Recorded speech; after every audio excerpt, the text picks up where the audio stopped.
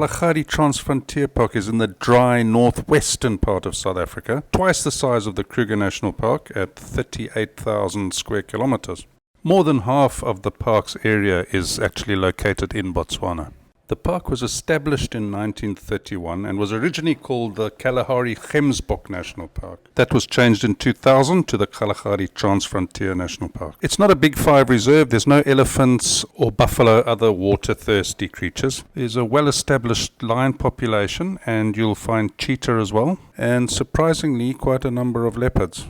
There are also some quite large herds of giraffe. We're moving on this morning to Xaus Lodge, which is a little bit more luxurious, we hope. This is our top course, egg mayonnaise sandwiches. And there's a bonus, some boerewors. The journey will continue.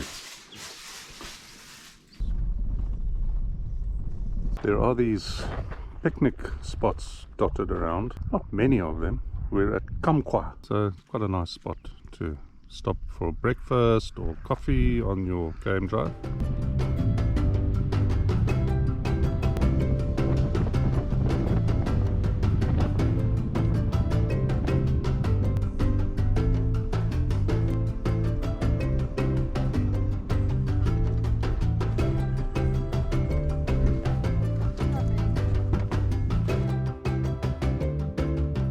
Xaus Lodge, excuse the pronunciation. I think acceptable is to say Xaus.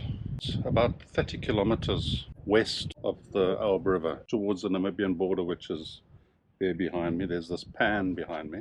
Chalets overlook that. Very, very beautiful. Very remote, very wild. The lodge is owned, in fact, by the Komani and the Meer community, descendants of the San people. There's a long story of the settlement of this place. There's quite a complicated story. I'm not going to go into that, but I'll put a link in the description where you can read about it.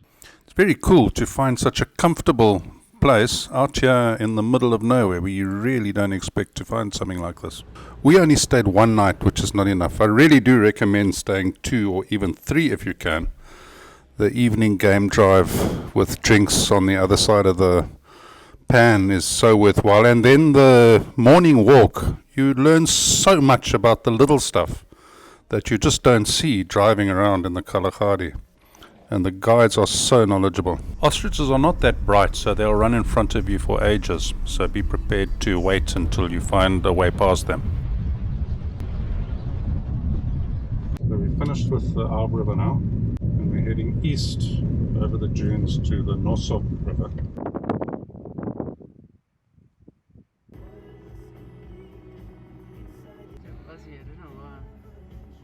Driving between Milk Flay picnic site and Nossob now. The road has been graded, so it's quite nice. Grass is so long, you can't really see anything, so even if there were game, unless it's in the road, you can't see it. So this is the Nossob Rest Camp reception. Everybody comes here for their Wi-Fi. We have stayed in Nossob before. This time is in a different chalet, 10B, family chalet. So that's our room. Nice. Bright area.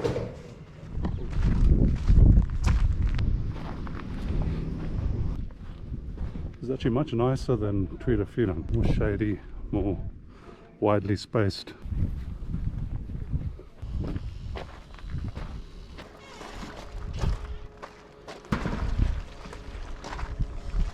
Birgit's already in. I didn't get the pool on our last visit.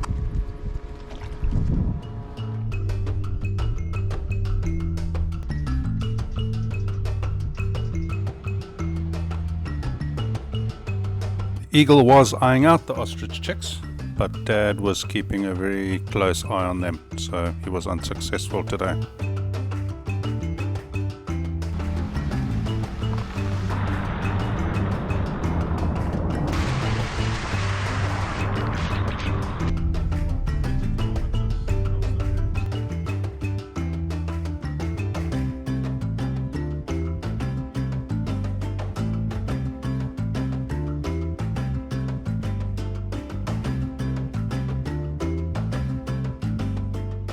2 days earlier we came across this girl with a springbok that she just killed.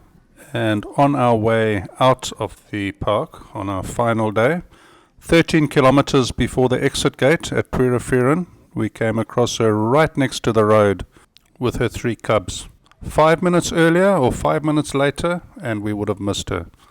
What a way to end a special visit to a special national park. Back on the tar road,